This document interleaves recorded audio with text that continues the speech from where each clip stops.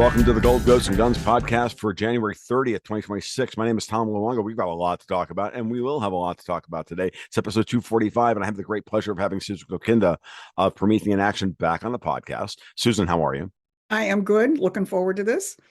Yes, so am I. We put this one together quickly because it's become obvious to me that y'all have come, like, it's almost like you've come out of like almost nowhere. And generally speaking, when somebody comes out of nowhere and is everywhere all at once, my spidey sense gets up, but and I go, well, who are these people? But since I was like there at the beginning when you guys were like breaking out, like, no, because we were doing shows together very early on. My spidey sense was never really quite on hair trigger, right? So, but I think it's important that for a lot of people, you're not an overnight sensation. This is kind of like the whole, they're they're the overnight sensation because they've been working for 30 years, and then all of a sudden they write one hit song, and then boom, and everybody's like, oh my God, who are these guys? Well, that's, I think, kind of the story. And I wanted to do a podcast with you today to try and go over some of that history, get things clarified, and just start from there, because I think it's funny when I'm thinking about this, is that, and we were chatting about this before we hit record, which is that if you're in the space that we occupy, which is, for me, it was gold originally, the minute you realize that these things are the most politically charged areas of everything, you really, especially in markets, gold is the most politicized market in the world. You can't not wind up where we kind of are in the way we see the world. It's, if you're honest with yourself. If you're this honest brick, well, then that's a different story. But, and FYI, Susan, it's an explicit podcast. BNSFW, yes, if you so choose. Okay. So with that said, enjoy. I don't know where you want to start, but let's just start somewhere. Well, it's a lot of people say to us, with our shows and the work that we do, is you're putting the pieces together for me. And I think that's because we've been fighting on this battlefield for over 50 years. Now, people may say, well, you came out of nowhere. Well, Promethean Action and its political arm, Promethean PAC, were launched in 2024. So that appears to be relatively new. But those of us who formed Promethean Action were an outgrowth of the movement that had been around for a very long time, associated with Lyndon LaRouche. And I was involved with it going all the way back to 1971. Now, at this point, I have to say that those of us who formed Promethean Action and Promethean PAC are not affiliated in any way whatsoever with Helga Zepp-LaRouche and the organizations which she sort of took over after Mr. LaRouche's passing in 2019. I have to say that for legal reasons, that was the basis of our more or less divorce. But I would say it anyway, because we parted ways with them on precisely the question of Donald Trump, our support for Donald Trump, and our belief, as Lyndon LaRouche believed, that the United States was an exceptional historical entity in its creation and as long as it was true to its actual principles, a critical, the most important nation in the world. Now, I think we've seen that come to fruition with Donald Trump's second term. You see how the United States can and should actually function under Donald Trump. So, but as I say, we sort of evolved out of a very, very long battle, and there's a lot of aspects of our history that we could talk about, which are a lot of fun. But I want to really locate why we have been able to see so clearly, I believe clearly, and I think you see it too, and the rest of our friends that we do shows with see very clearly that Donald Trump is doing something unique in terms of his challenging of the real enemy in the world, which is the British imperial system. And we began to figure that out around the middle of the 1970s when we rediscovered the American system of political economy.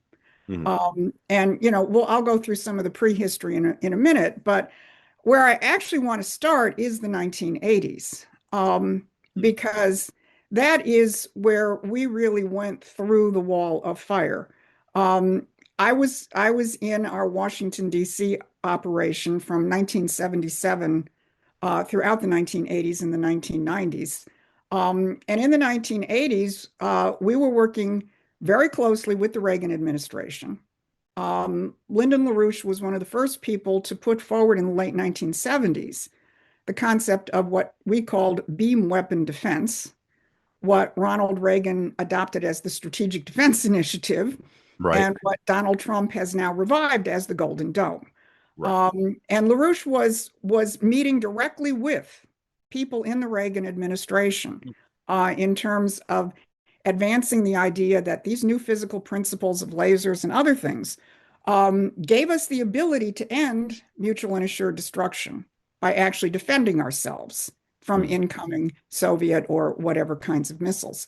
So he was an active discussant in the Reagan administration. And in fact, the Reagan administration, the National Security Council directly asked him to function as a back channel to the Soviets because before Reagan announced the SDI in 1983, Mm. they wanted to know how the Soviets were going to respond. You know, you're kicking over an entire Sure. strategic architecture.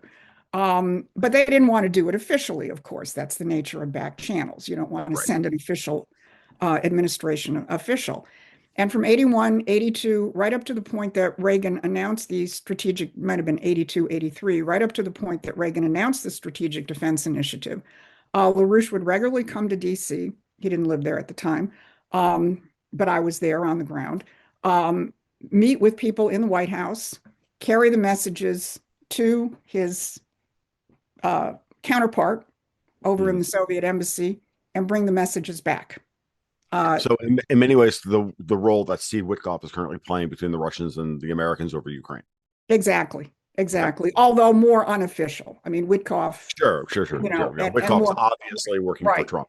right. Now, let's remember where the doctrine of mutual and assured destruction came from. You know, right out of the British, right out of Bertrand Russell, right out of Henry Kissinger. Hmm. So it shouldn't be a surprise that by the early 1980s, we had to wage a very aggressive legal FOIA kind of operation. We managed to extract communications from Henry Kissinger in the early 1980s demanding an FBI investigation of us. We managed to extract communications from the FBI, which indicated they were getting documents, they were getting requests from the British to investigate us. We never got the British documents, but Right. you can back engineer what was Hmm. being said.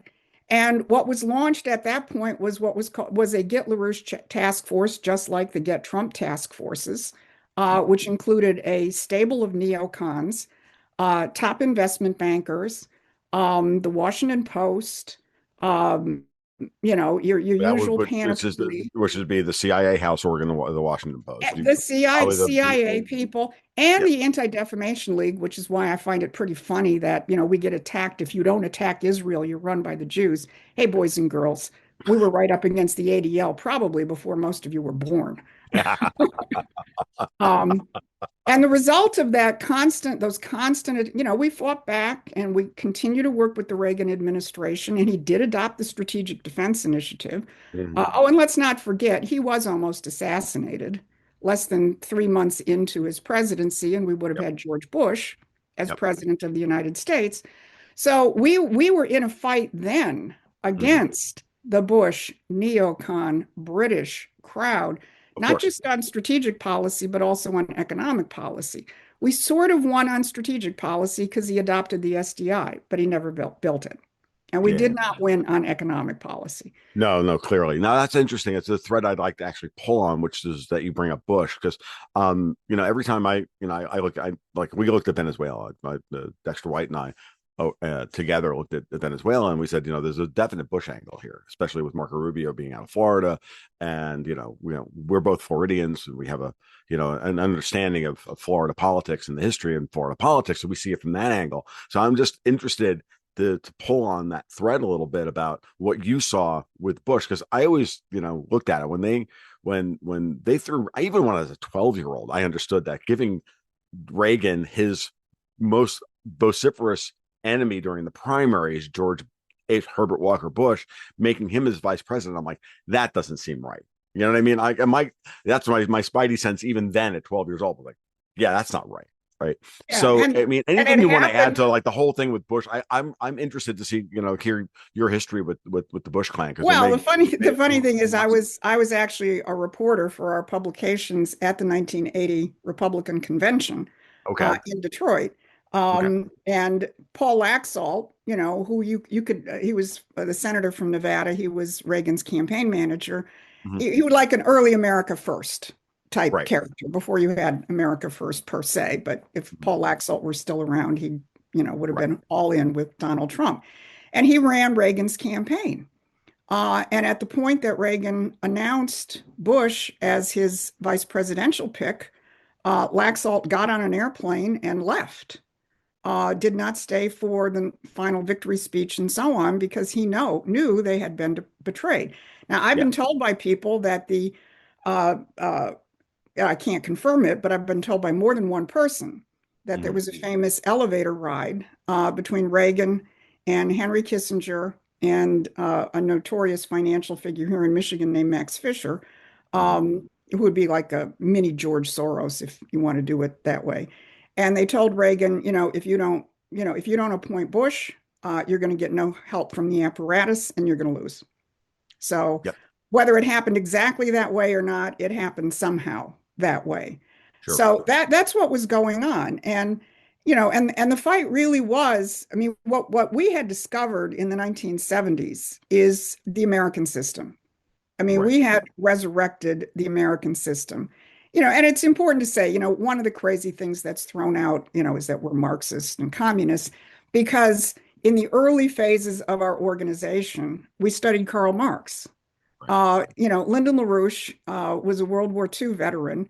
Um, he came out of World War II, went to college on the GI Bill and decided college was a pile of crap, which already tells you something about him. Hmm. And he went and he got a job. His forte was management consultant for for factories, for people who Sure. built things. And Right. what he would immediately discover if he was called into some struggling kind of company is that if they were having a problem, it's because they were listening to their accountants as opposed to the guys who were actually running the production process. Right. And if a company listened to them and said, "You're right, we need to listen to the people who are actually producing our product, want to produce a better product, need to spend a little bit of extra money to produce the better product, improve the skill set of our workers, whatever," Sure. they would improve. And if they didn't listen to him, they would fail. And that kind of captures the tension, that Hmm. you're always dealing with in terms of the economy. Do you measure everything from the standpoint of purely monetary questions, or do you look at the actual physical economic process? Well, we come down on the latter side.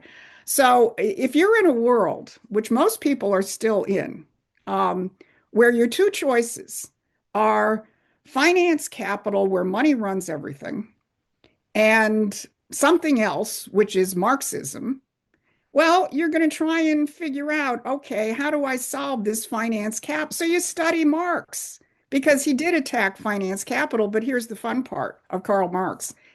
He knew about the American system and he attacked it. Yeah. And that's the key to everything. Once you bring the American system in, where your economic metric is physical economic production and not money, you've solved the problems. So we tried, we looked at the Marx Sure. question and so on and, blah, blah. And the minute we discovered the American system of political economy in the mid 1970s, boom, that changed everything. It's interesting you say all this, right? Because it's funny. When we, both myself and Dexter, we go back a long way together, and I remember having a conversation with him about 5 or 6 years ago, talking about like Mexico and Central and South America and all of this. And he's like, look, one day he said, dude, if we had grown up in Mexico in the 1970s, we would have been Che Guevara beanie wearing freaking Marxists. Why? Because it's an anti-colonialist ideology, and it's the only other thing you would have had to base your dissatisfaction with the system you're living under with, right? And so there's a lot of, and I've had that same conversation with many ways ex-Marxists like Joaquin Flores. We've had the same conversation, not necessarily publicly, but privately. I've chatted with Joaquin many times about this stuff. I came from a very libertarian perspective. He came from a pre-Marx, and neither of us are either explicitly libertarian anymore or explicitly Marxist. And there's reasons for this, right? So this is the kind of thing. It's one of the problems that we have, I think, in this on the current social media zeitgeist of the internet is eternal means all of a sudden everything you ever thought at some point in your previous evolution as a human being, when you were a retard and you were 20 years old, you were a retard and you were 13 years old, all of a sudden that informs exactly who you still are today at 58 or whatever. I will never ask a woman her age. And but I'll be 58 in about a week and a half. So, hey, like, this is the thing, that whole concept that we can't ever be forgiven for our previous you know thinking Yeah. and that we And don't you know, evolve is and insane. It's and functionally insane. the fact that people evolve, that they Yeah. examine their underlying hypotheses Mm-hmm. and they say, wait a minute, that was wrong. Right. You're a better person when you do that. I mean, and let's look at the current Trump administration. Look at Bobby Kennedy. Look at Mm-hmm. Tulsi Gabbard. Yep.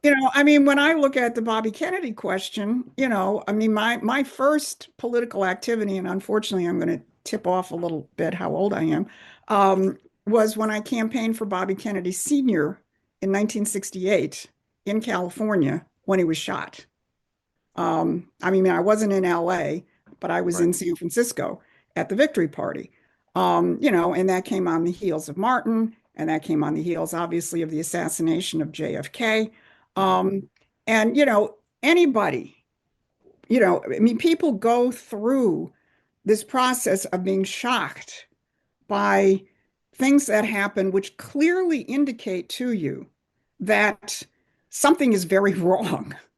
And many people came out of the 1960s knowing that something was very, very wrong. So you start looking, you start trying to figure out what is wrong. The way that I thought the world was supposed to be is obviously not the way it is. So what was wrong? And you try different things until you actually figure out what was right. Now, we figured it out pretty quickly. We figured out by the mid 1970s what was right, which was the American system. And that put us in a really fun position. A little bit more of my history. We defended Richard Nixon during Watergate. I actually was part of a team which went into the Watergate hearings and stood up one by one to disrupt it, reading a statement saying that this was a CIA plot to overthrow the president of the United States. Now, they dropped the charges because they really didn't want any publicity and so on. Subsequently, my husband and I, and let me just say, all the history I'm telling you joined at the hip with my darling husband, whom I've been married to for 51 years. So this is not Oh, just my story. congratulations. Um, That's outstanding. but No, I um, mean, my wife and I are about to celebrate 34. So yeah. Yeah. Um, and, we were dispatched to Washington and we started meeting with congressmen and senators, briefing people in the Nixon administration on what we had put together. Now, subsequently, you can look back and see it was much more British in terms of the way Nixon was shaking certain things up that they didn't like. But, we got as far as, shall we say, the deep state. We actually ended up meeting with people in the Joint Chiefs of Staff. We met with Nixon's lawyer, James St. Clair, in the White House. Now, I don't know if he was just on the other side and prodding for what we knew or whether he was actually legitimately trying to figure it out. But that's what we did. Once we figured out the way the world worked, we were defending Richard Nixon. We attacked everything about Jimmy Carter that, from the get-go, identifying him as a trilateral commission puppet. Right. And then as soon as Reagan came along, we were in there with what today you would call American system policies. Fascinating. That's fascinating. And it's fun. It is funny. I think about this. Like, I was, it's funny. I was born in 68, right? So interestingly enough, I was born on the day of the Orangeburg massacre. Mm. in South Carolina, where the race war for 1968 began. Like literally, I'm drawing my first breaths, and kids are getting shot down in Orangeburg, South Carolina, and then that leads to Martin Luther. So you're going over all this stuff, and I'm thinking about what happened. Because I wrote about this for the newsletter a few months ago. I started talking about it. So I was thinking in terms of upcoming summer of violence that they were clearly planning for us this summer. And here we're doing this on the aftermath of Minnesota, because Minnesota is Right. most now done, clearly. And the way Trump has handled Minnesota has been honestly masterful. Right. So, and not necessarily that they didn't make any mistakes, because the mistakes were made, but I think the whole thing is very interesting. So, yeah. So now we're talking about the 1980s, and we're talking about Reagan. And I remember my dad was a classic Reagan Republican. I mean, unbelievable, and so much shit within my family for this, and it was hilarious. But he understood it, and and I remember when Reagan was elected. I my best friend was the son of a Democrat, right? One of the few Democrats, and it was also the town engineer. And my dad was NYPD, right? Okay, and I'm in Right. a nominally Republican family. I think I just watched Patton for the first time with him on ABC one night, Hmm. and then right after that, we got on the bus the morning after Reagan was elected, and my friend just turned to me and said, "Well, we're going to be in a nuclear war anytime now," and I'm like, "Oh, please, like seriously?" I mean, the gaslighting was that bad I'll then. tell you a If funny people can't story. remember, so I'll tell you a funny story. LaRouche first ran for president in 1976. We at the time tried a third party and rapidly discovered they didn't work. We managed to raise enough money in 1976 to buy a half hour of national television time. I think it was on CBS at like 10:59 at night. It was like $100,000. I mean, I remember we were literally taking bags of pennies to CBS at the very last minute to pay for it. Um, and what did LaRouche do? Some older people are going to remember this. What you see on the screen is a mushroom cloud with Jimmy Carter's grinning face coming out of it. And he says, I if we don't remember that, elect but Jimmy Carter president, we will have thermonuclear war because of Brzezinski, because of the Trilateral Commission, because mm, of the insane policies of this elite, which constantly was playing chicken between the superpowers. mm, And so we didn't have it, but we were much more likely to have it because of Jimmy sure. Carter, and much less. I mean, Reagan, like President Trump, abhorred this idea of mutual and assured destruction Mhm. and wanted a way out, which is why he ultimately gravitated toward the Strategic Defense Initiative. Yeah, it's fascinating. I took a lot of flack last summer during the Iran Israel dust up. It was very clear that the the anti-Israeli crowd had been activated to be a real problem for they had been activated. It was very obvious. And the wake of 10/7, which I still think was a very complicated false flag that was designed to create the exact petri dish that we wound up and the exact escalatory ladder that we wound up on. And I remember like having the flash of insight, going, Iran's nuclear program is the forever war. I got a shit ton of uh of of flack for this, because Iran and Russia had been seeding and not seceding, but flooding the airwaves with a whole bunch of potency propaganda about their military prowess and their missile prowess and every other damn thing on the planet.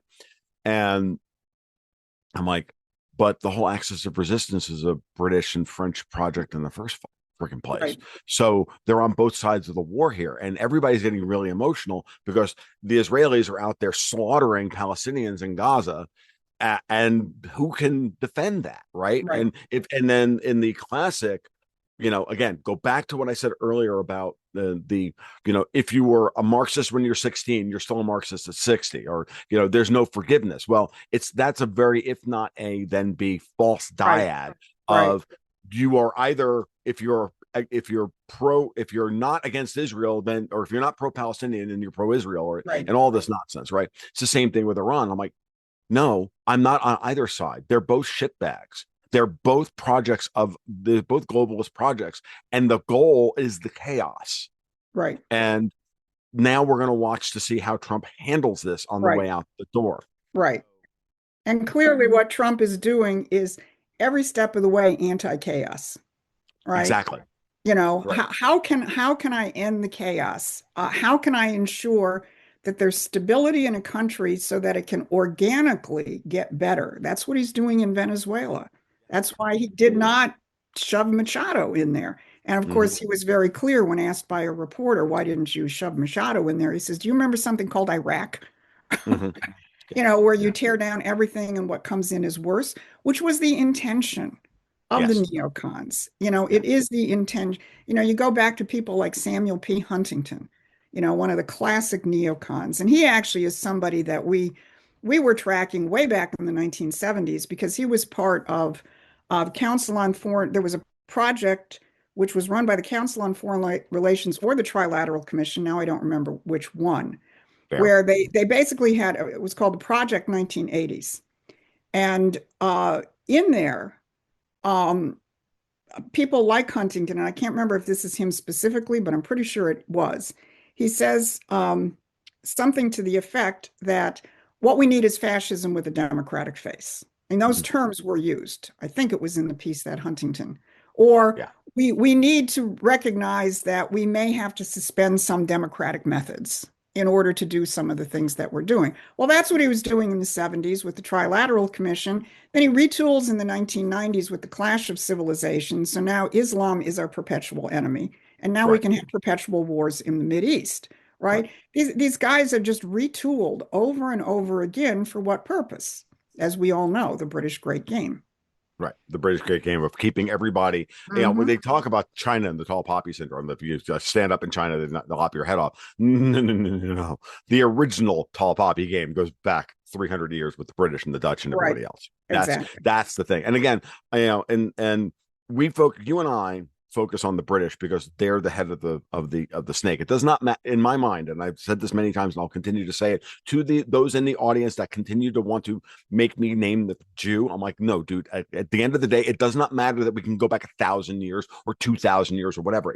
It's irrelevant right now. Looking at the infrastructure that exists right now today, that runs through the square mile of the city of London because Yeah. it's not just a political game.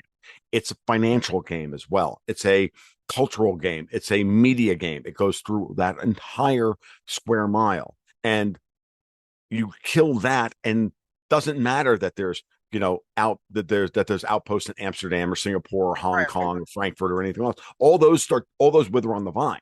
You take out Hmm. City of London and you don't let it metastasize or move somewhere else, and you win the game. And it doesn't matter, you know, what the ethnicity of the people in City of London, Exactly. I mean, it because doesn't matter what the 23andMe map of these people right, set it is. right. As I say, there's as many hook noses as hawk noses at the end of the day. Like Yeah, really, yeah. so And you know what people have to really grapple with is the battle is the battle of ideas. And the minute you try and reduce it to a race or even a geography, I mean, mm, it doesn't have to be the city of London. It just happens to be there historically, you right. know, because that's where central banking moved to from Venice to Amsterdam. And then it really basically metastasized Yes. with the Bank of England. You know, but it's a principle. It's an idea. Mm-hmm. I mean, it's why we took the name Promethean. You know, this is another, you know, where Mm-hmm. people get a little silly. Oh, Promethean is satanic because you can find something recently, or Marx talked about Prometheus, or Yeah, you know, some well, the such. fire, and then Yeah, right. and Well, then you it know, doesn't matter. go back to the first of all, Benjamin Franklin was called the American Prometheus, and he didn't like the British. So, Mm-hmm. under some people's arguments, I guess that makes him a communist propagandist. I Yeah, can't he's figure that absolutely out, but you know, 100 years before yeah, if you communism. want to take that logic that seems to be out there at the moment. But go back to the original Aeschylus play, which is written in about 450 BC. Mm-hmm. So it's pre-Christian, but it's a very, very powerful image because you have an oligarchy. And again, this is a metaphor. You know, people say, "Are you elevating Prometheus above Christ?" This is called metaphor. Look up the word metaphor, people. Poetry. This is not Um, hard. it's not hard for some. Um, but you had an oligarchy, which was Zeus and the gods on Mount Olympus. And they wanted to wipe out most of mankind because, you know, according to one ancient poem, Mother Earth was complaining because there were too many people. We're talking like, thousands of years Right. BC. There Right. weren't that many people, but that's the mindset of the Mhm. oligarchy. They don't like rambunctious people proliferating and having power. Mhm. So Zeus wanted to wipe out mankind. And Prometheus breaks with the rest of the gods and says no. And he gives mankind fire.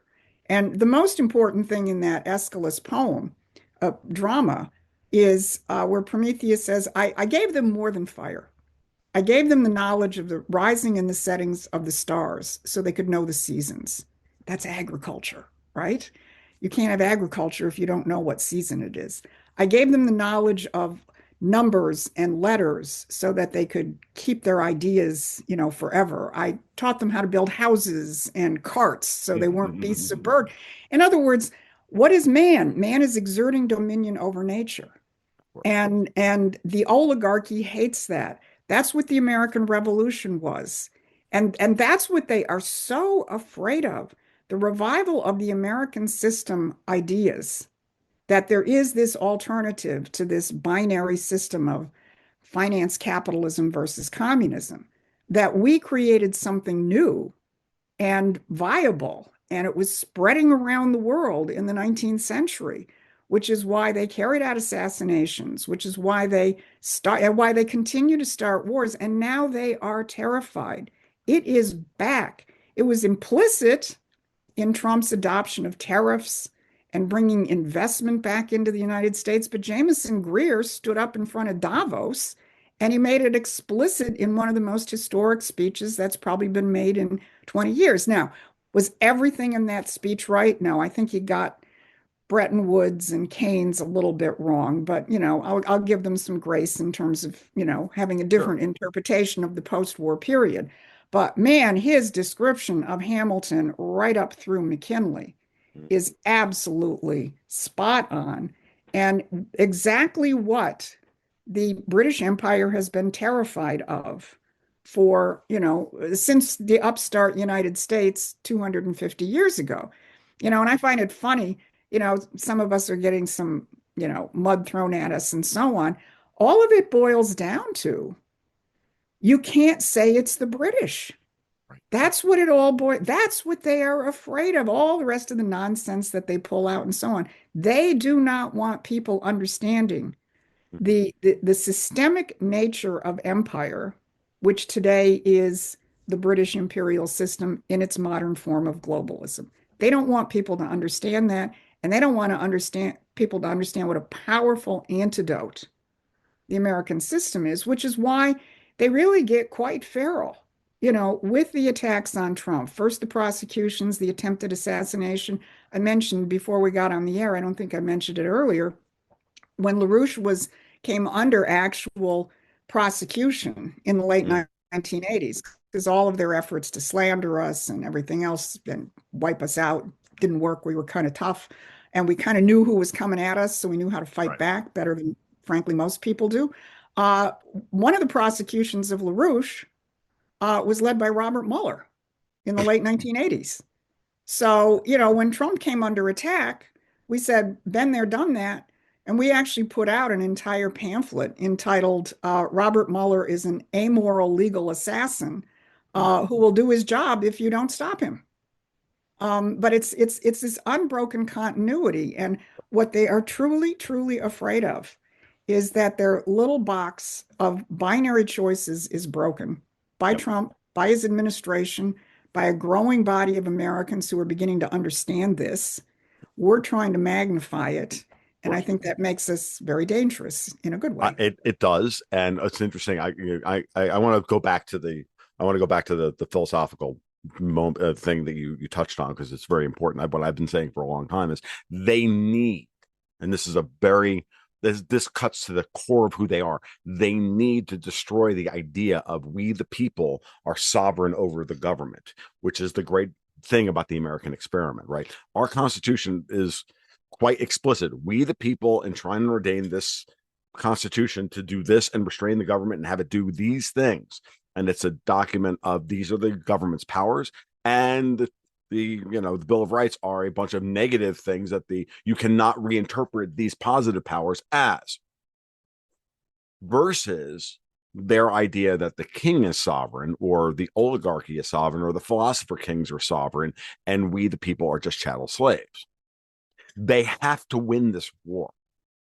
They have to break America in order to win what they see as their future.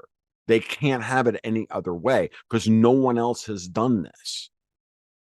That's And right. no one else is. That when we talk about the American experiment, that's what we mean by the American experiment. That's what they mean by the American experiment. We mean by, no, this is the fucking way it's going to work, Yeah. dickheads, and that's it. Yeah. And this is where we all have to this is where you can't fight British feminine energy of reputational attack and everything else. You have to literally just be you have to, you have to like be an overly masculine ass and just say, no, that's enough. Like, the best energy I saw at Davos was the alpha gay Scott Bessent, when asked about, do Gavin the Newsom. Europeans have any Oh, financial tools to hurt the United States? He just went, no, period. yeah. Smirk, walks away, and then didn't Right. answer, and then didn't elaborate. And they were like, Or his savaging of, which oh, continues, Gavin of Newsom, Gavin yeah. Newsom. I mean, this is like, really. Um, And understand that, I have my brother is famous. My brother is gay, and I've been I understand. When he went after him with the knee pads comment, I'm like, I've been there, boys. yeah, I know exactly what that means, because I've got, yeah, no, I've yeah, right, steeped in, like, exactly. so, No, but you to get just like, back, yeah, to get back to the philosophical question, I mean, the important issue is the difference between a republic and a democracy. mhm, And that's where we the people only go so far, right, because we the people has to constantly be saying, all right, there are universal principles, and our mhm, job as a population is to discover those universal principles so that we can govern ourselves appropriately. And that's why we're a democratic republic and mhm, not a of democracy, because even course, above the people is that question of universal principle. of course. And I mean, It's that's something, which is very sad that the American libertarian movement has forgotten exactly why it is they're supposed to exist, and not to, you know, and not to just express their oppositional defiance disorder, right. you know, in public, as opposed to going to their therapist and dealing with it. Yeah, Like, right. it's one thing, and this is the say, I've said this before, and I'll continue to say it, and hopefully they're listening. Guys, when you're in opposition, you be a douchebag. You you know you do what LaRouche did. You got Jimmy Carter with the mushroom head, with the mushroom cloud, to after what they did to Barry Goldwater back in '64. They're like paying that image system forward. Fine. The same thing with the crap that Ron Paul and company used to write, in order to get uh noticed in this media landscape. Fine, great. But the minute you win, no, it's all on board. Get done whatever you can get done. Right. Politics is the art of the possible, and you don't, complain. Like, for example, we're doing this on the morning when Donald Trump just announced that Kevin Warsh is going to replace Jerome Powell at the Federal Reserve. There's a couple of interesting little moments about that. What is the big thing about Warsh, and why are all the British agents all crashing out this morning? Because he wants to reform the Fed and make it more cohesive with the Treasury. That's his big signature point.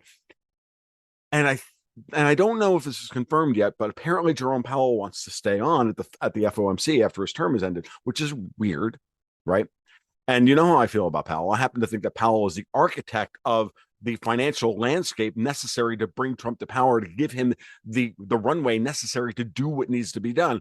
And I'm looking at all the freaking MMTers and the commies that they put on the FOMC board. I'm like, yeah, that's okay. Yeah, Powell should stay on the FOMC Hmm. because he's the architect of SOFR. He's the architect of getting rid of the 2% inflation target and all of that. So the the British, we're not allowed to even talk about what the central bank is. Like, how many times for how long did we not even know what the Fed did? Right. Right. No, I And this is think where you that's got the this is where you give the libertarians and the Mises Institute and everybody else their props for Right. making that an issue over the last 20 years. But now they're crashing out because they just want to be Because they they don't purists, understand. because they want to be Trotskyites with they want to be They do want to be Trotskyites that Trotsky. fight I for no absolutely taxes. agree. It's stupid. Right. And because, you've got people who recognize what's wrong, but if you Mm-hmm. don't have a conception of what's right, that is only going to get you so far. And I think that's, what you see with What Trump everywhere. He is not just going to tear something down mm-hmm. unless he's actually put the infrastructure in place to build it back up again. Exactly. And, we've Exactly. discussed this on our, in our other discussions, but the fact that the argument about the Fed is now out in the open, Mm-hmm. millions, tens of millions of Americans are now scratching their head and say, "Oh, it's independent. Oh, it actually isn't." It sets the why do we live our lives by the Yeah, federal you know, so it's what's interesting is you said what you just said is interesting because this is the you invoked the Greeks earlier. Now I'm going to invoke it again. If you don't have an ethos, you can't have a telos, right? If you don't believe in something, you can't be just against something. Being against something is not an ethos. That's Marxism. Marxism right, is against this. Trotskyites are constant revolutionaries. They just want to tear right. down the existing order. If you don't actually believe in something, then you're just in opposition, and therefore you can't build anything. Yeah, And so you have to know what it is you actually want to see, and then work towards that end goal. And if it's just not this, well, sorry, folks, yeah, you're just chuckling exactly, collapsitarian, as I like to exactly. put it. So, And that was really LaRouche's forte, mm, was this question of what is the science of physical economy? Although when mm, he did end up going to prison for 5 years, thanks to yes, Robert Mueller and these guys, and so did some of my friends. I mean, mm, they went to jail for 5 years. One of them was in jail for almost 10 years. mm, Um, but while LaRouche was in prison, he wrote something called The Science of Christian Economy. Now, yeah, you sit there and you say, when do you hear those three words together? Science, Christian, economy, right, right? right, But he was a scientist of the physical economy, which is a Christian outlook, which is man is created in the image of the creator. mm. And we have the injunction to subdue the earth and exert dominion over nature. Well, how do you do that? You don't do that with money. You do that with scientific and technological progress, which comes from man's mind, which is what makes us in the image of the creator. I don't know what Money God is looks just like. money Yeah, is just a means. Money is just just a a means. means to get shit done. I've Yeah, said for years, like in 6 days, God created the world, and the seventh day he rested, and the eighth day, man created money to get shit done, but to get shit done, yeah, right. not to create. Money is the ultimate lubricant to to get from what is to what will be. Right. And the hallmark of human civilization is scientific progress. Why Mhm. can we have 8 Exactly. billion people on this planet today? You couldn't have had that 100 years ago because you didn't have modern sanitation. You didn't have powerful energy sources, of course, which the Green New Deal wanted to get rid of and send us Of course, back into a dark age. All the things that man's take mind fire away from invents. us. Take Yeah. fire away from us. Take fire away from us, exactly. So we invent things. That's why the space program is so important. People say, why do we want to go to space? We have so many problems here on Earth. Well, because by pushing the frontiers of your environment, what you don't know, I mean, we know a lot in terms of what goes on inside the Earth's atmosphere. What happens when you get out there in zero gravity? What happens when you get out there and you're not protected by the Mhm. envelope of our atmosphere? How do you protect, what you can see a lot more when you get out there, as we've seen with the Hubble and the Webb telescopes, looking deeply, I know. into the mysteries of the universe where they Yep. stop being Or- mysteries. Then you say, oh, we've learned something new about how the universe works. How do we use that to exert our dominion over nature? And then you have 30 billion people, and then you have 50 billion people at a higher standard of living. And then you build a colony on the moon. And as Elon Musk does, you build a colony on Mars. And and you go from there. That's the human, a friend of ours, a great German space scientist, Kraf Erika, called it the extraterrestrial imperative. If you're Mm. here, it's like John Kennedy said, why do we want to do it? Because, it's there. It's hard. How about We're doing it not because because it's fuck? easy. How about because fuck you? That's why. Yeah, right. It's seriously like Yeah, because we can. yeah, Why and why shouldn't we? And then and I agree with our a mutual a colleague of ours, Matt Ehret, has been his criticism of Trump so far is that he hasn't seen the great national project, which is kind of the whole part of the hallmark of of Hamilton's argument. I'm like, I've got at least two or three that I could come up with. And the space program is one of them, obviously. But I actually been and I'll actually almost sound European for a minute. I actually think high speed trains for the United States would be a very good idea. Absolutely. Would be a very Absolutely. good idea. A spine network of high speed trains because of the just the diamond industries that it would Sure. generate and there's so many things about that's wrong about our current the internet interstate highway system, which was built as a means by which to we decided military logistics would be by air and road, not rail, and therefore we have an interstate highway system that supports our air system, our air network. Fine, that was a strategic decision we made in the 1950s. It's the 2020s. We may have a different, Right. different. No, but I Mindset think, I later. mean, there's not, I think the space program is a big one. I mean, I agree. they have put the pedal to the metal in Mm-hmm. terms of that program. And of course, now you have the synergy with SpaceX, Mm-hmm. because that's what always happens with a frontier technology. At first, the federal government has got to be the provide the vision, the Mm-hmm. money, because when you're starting something absolutely brand new, unless you're a billionaire like Elon Musk, you don't have the capital to gamble on, these kinds of big projects. So that's why And you that's need the and that's government. and this is and again, we can argue about the I don't even care about arguing about whether or not we should use the government or shouldn't. It doesn't matter. Okay. My libertarian hackles will always come up, still there. It's irrelevant. What matters is the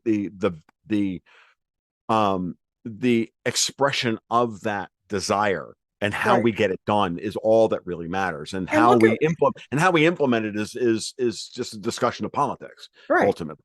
I mean, with Trump, it's mission. So Right. if you need the government to do something, the government's going to do it. Part of that is just getting rid of regulations, making sure the credit is there for small modular nuclear reactors. But Yep. again, you reach a certain maturation, like with fusion, and Truth Social's merger with the Mm-hmm. Fusion Company, where you've now reached the point where it can get into the private sector domain, or all of the investment which Trump is bringing in, from other countries. Mm-hmm. You sit there and say, gee, we need a national, you can be a purist and you can say, well, Trump is not establishing a national bank right now. He's not getting rid of the Federal Reserve and establishing a national bank. Well, what he is doing is, as you said, with his new appointment, he's going to whittle the Federal Reserve down to size. And in the meantime, he's figured out his own way to channel private investment into necessary industrial and infrastructural development in the United Agree. States. Yeah. He's a guy who gets shit done.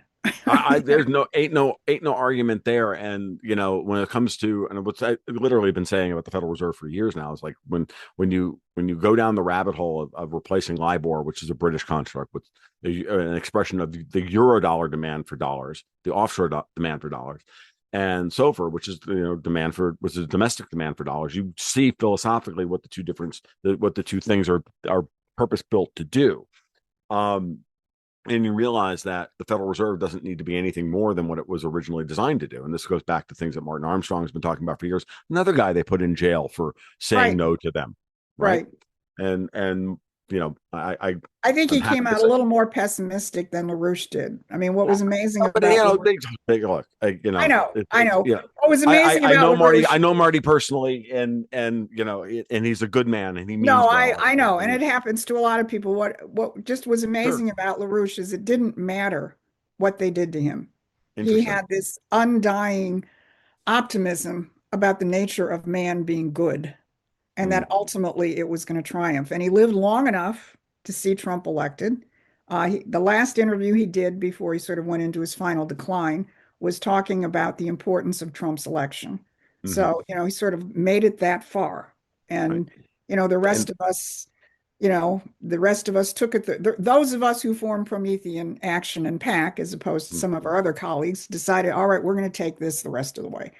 yeah, and so to finish that point, like we go back to and then mean to invoke Marty, other than to give him credit for a lot of these ideas, Yeah. which is to say that take the Federal Reserve back to its pre-banking act of 1935 structure, which is to be a backstop for the commercial paper market so that the commercial paper market has the liquidity necessary to deal with any attempted shocks in a globalized economy, as well as now having to be also the enforcer of the offshore Right. par value of the dollar and say, look, we're going to get dollars and what Trump is setting up is saying we're going to get dollars cheaper and inside America than you're going to get them outside. I don't care for shit how I do it, tariffs, this, that, swap lines. I don't care. Whatever it is, doesn't matter.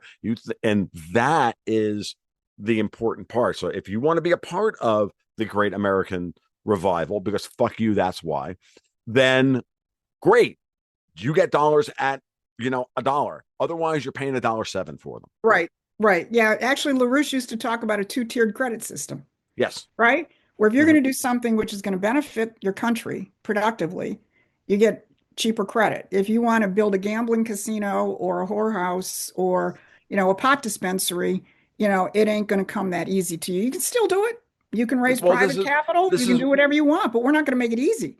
no, and this is why for example, this is why the Chinese, when they never liberalized and they never made the onshore offshore yuan thing 1 yuan, which was clearly the goal of City of London and company when they were backing Hu Jintao and all that before Right. they brought Xi to power, and Xi was brought into power in order to stop that. And he stopped it dead cold. And then, of course, we run Mitt Romney in 2012 saying that China's a currency manipulator and blah, blah, blah, blah. And all of this has been going on forever and a day. No one's saying this is not to whitewash the potential threat of China and what they're doing out in Right. California. And we can have discussions about that all day long. And tomorrow I'm going to chat with somebody again about the dire state of the energy infrastructure in California as of right now, with all of the refineries shutting down, which is another vector of attack against the American productive system, right? Right. And that needs to be, Donald Trump, if you're listening, yes, taking control of the Pacific Palisades is great, and being 35 miles from the Port of Long Beach and having people on the ground there is great, but you need to nationalize right now all of the oil refineries on the ground, shut or open in California, period. Take care of all the pipelines and get the energy sector in California moving again and back under government control until you can deal with the treasonous California government. Period. That is where I am right now. You have to nationalize those refineries, and you got to get them reopened again, because otherwise you're going to lose the entire left coast to Chinese infiltration. That's where I am. Yeah. No, and I mean, I recommend that people listen to yesterday's cabinet meeting. It Oh, was okay.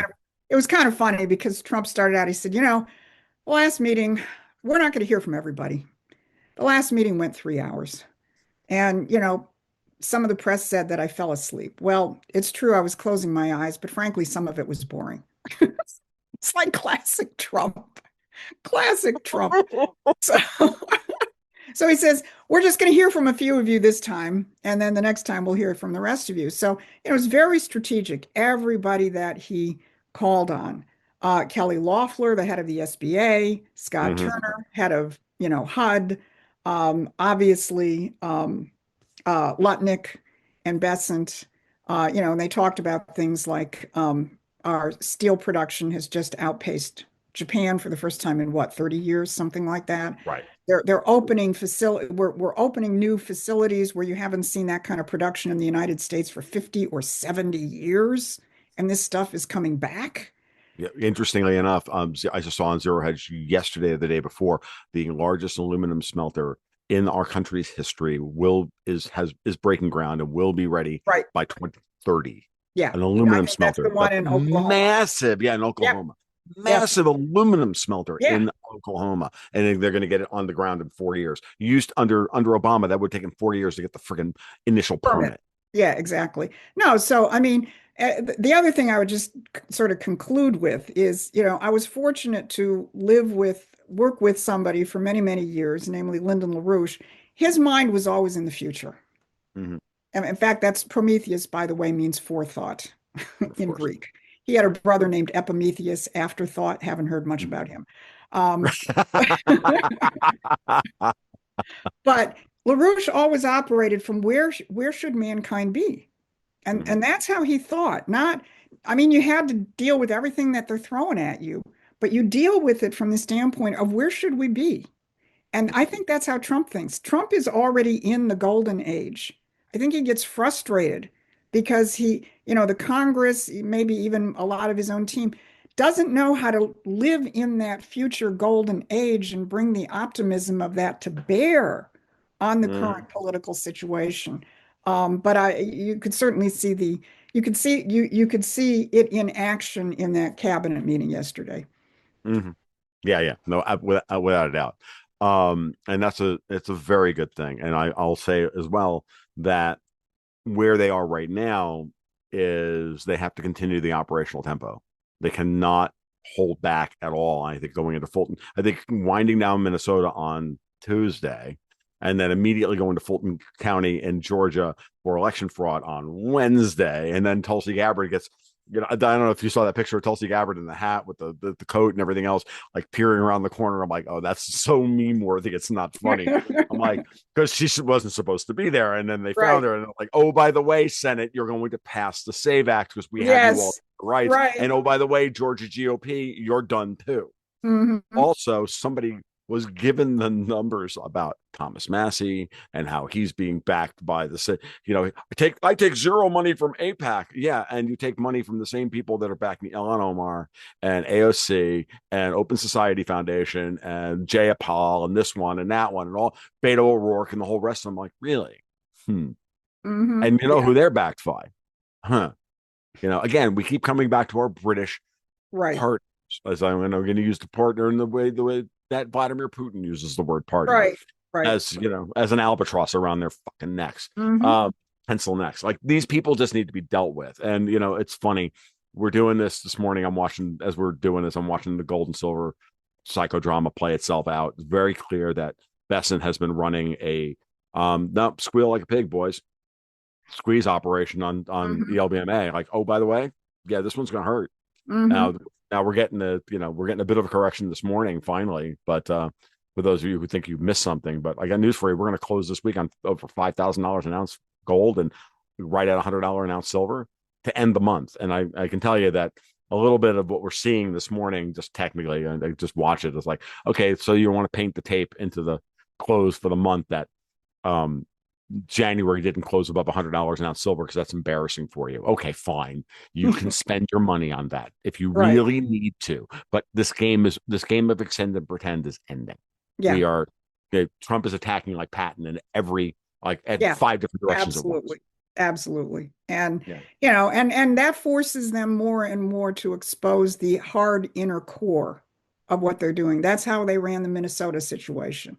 Mm-hmm. And by sending Homan up there and saying, look, let's agree on some obvious things that any sane American is going to agree with. Anybody who fights that is then hanging out to dry for what they actually are, which is an operative. And that's how Trump Right. operates, as Yes. opposed to charging the machine gun nest, bare chested and getting, as so many on the, ultra MAGA side, the Bannons and the Tuckers and all the Oh, rest of these people, they, Tucker's I an mean, they're interesting doing it for problem, but clickbait and yeah. headlines, I suppose. But man, if they were my commanding general, I'd be dead after, day Oh one. yeah, without doubt. I've never trusted Steve Bannon when you're talking about a guy that was literally trying to get Trump into the same room as Jeffrey Epstein as late as 2018, 2019.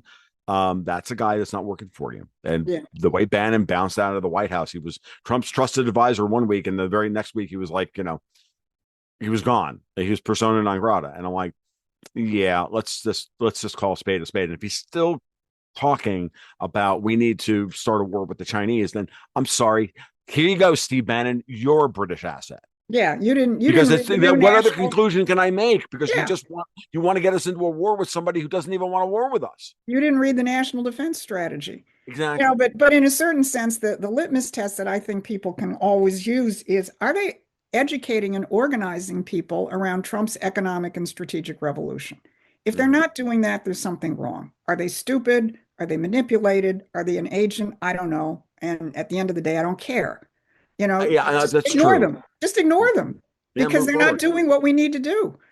I agreed, and that's and you're right about that. But at the same time, in kind of in my position as commentator in this, because I'm not on the ground doing practical politics like you are, and I can't. I tried it 20 years ago. I can't do it anymore.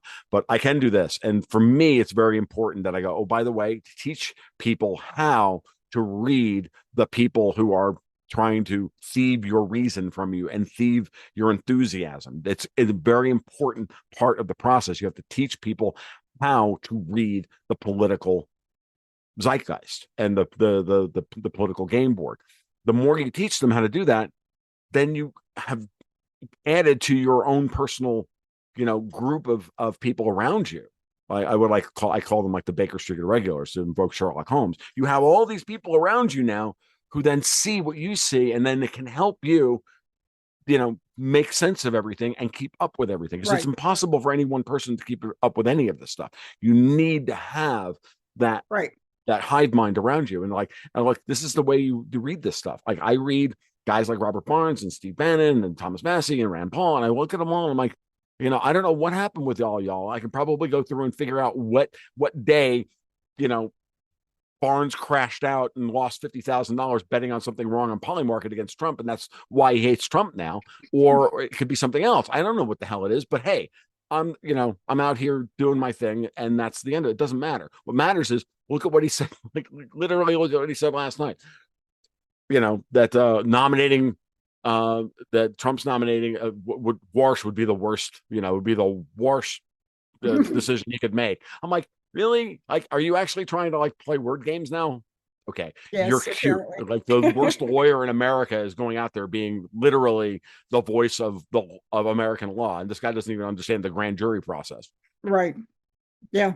No, nothing that Really? Donald Trump has done in this term Mhm. um, has has contradicted what, I see as his Mhm. intended mission. Right.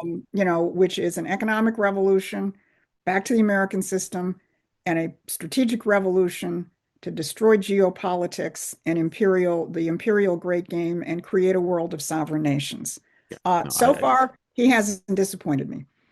what I'll say is, I mean, you can always argue as whether or not he's actually, each individual battle. Has he won that battle completely? Has he been tactically brilliant on every? Right, No, of course not. Like, but no one is. Like, right. as our friend Blaine Holt likes to say, the enemy gets a vote.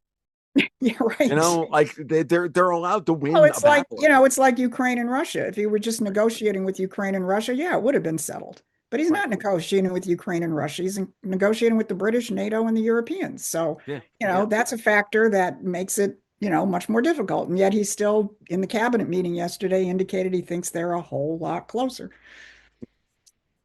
He will be because Keir Starmer had to run over to Xi China. Jinping and get slapped down like the little bitch that he is. And Yeah. that was hilarious. I don't know if you noticed. I thought I looked at him like Xi just kind of said, no, all of this conflict needs to end.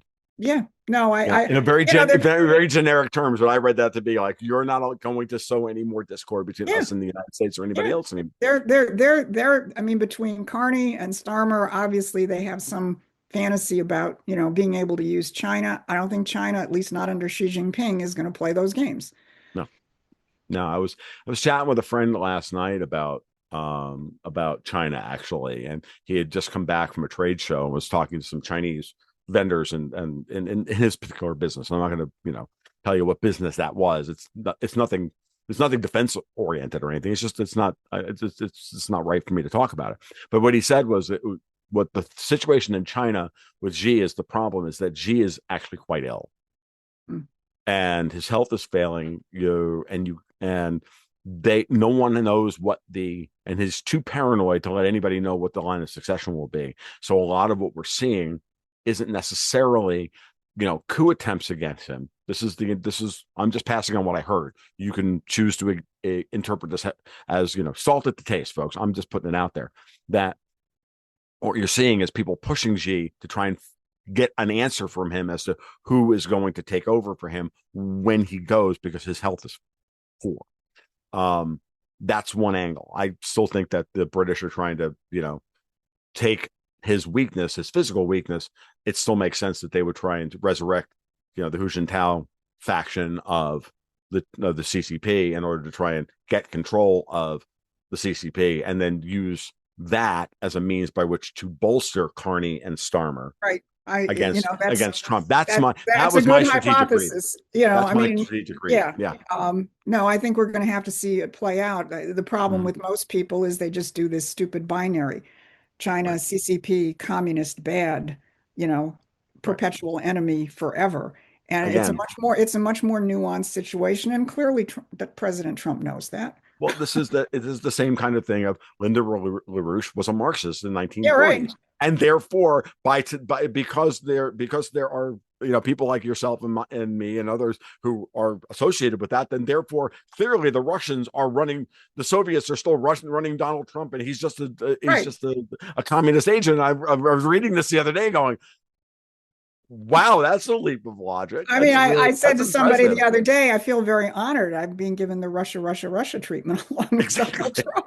Thank you. Exactly. I felt really honored when I got inaugurated into the $7,000 club. Right, exactly. And for those of you who don't know what I mean by that, when that started over the summer, 30 pieces of silver to betray the Jews by Judas, was worth about $7,000. Now it's worth about 21 or 22. So Right, right, it was a good investment. I mean, it was a good investment for Netanyahu. It was a bad investment in me and Netanyahu because he overpaid.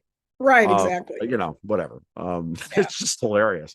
No, I Um, mean, I think the important thing is as long as people are in the real world, mhm, and making their assessments not from the standpoint of, the blogosphere or social media wars. And I always say to people, just do a reset. Why did you vote for Donald Trump? And mhm, frankly, I don't think the majority of people voted for Donald Trump because of the Epstein files or perp walks. I mean, some people may have, but Trump won because of blue collar voters, Muslim Americans, Black Americans, Hispanic Americans, people who are not traditional Republicans came out and they saw something different. mhm. And they're getting it. By the Yeah, way, they are. the other thing in that cabinet meeting, which Yeah. should be setting some people's hair on fire, is he says, "Well, I think what we're doing is like a Republican New Deal." Here's the portrait of Franklin Roosevelt right behind me. Yeah.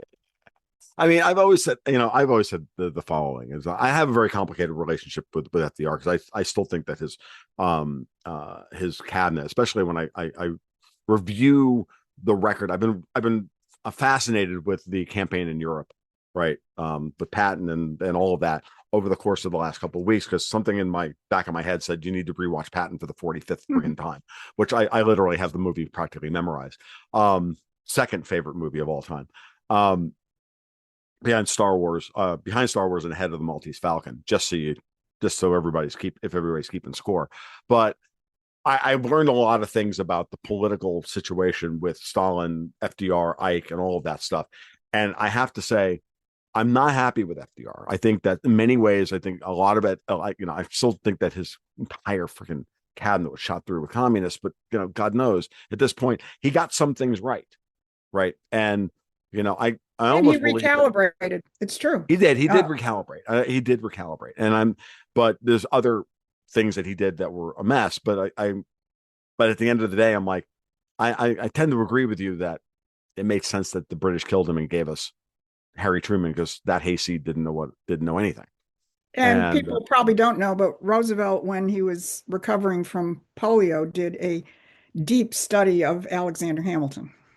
oh, okay, So, okay, he had that. Does everybody figure it out perfectly? No.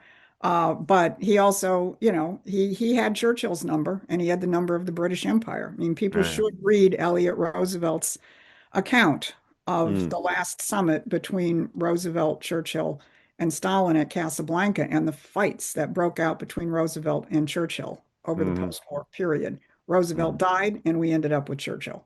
Not only did we end up with Churchill, we ended up with the Bretton Woods Agreement, which I've figured out has replicated the exact same thing he did after World War One when he became Chancellor of the Exchequer. After the German hyperinflation of 22-23, Churchill was put in charge of the Exchequer in November of 24, and then by April of 25, he has put the British pound back on the pre-war conversion to gold at $20.67 an ounce when everybody had printed to the high heavens, creating a massive amount of deflation because what did he want to do? He wanted to circumvent the American solution to Germany's financial problems with the Right. Dawes bonds, Right.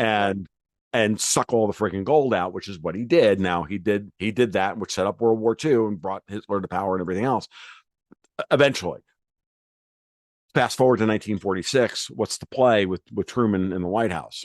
Bretton Woods did the same damn thing. Go back to the pre-war um, overvalue of gold or undervaluing of the dollar versus gold at $35 an ounce. Set up the Marshall Plan, which then creates a scenario where they're allowed to put tariffs on us. We don't put tariffs on them. We rebuild Europe.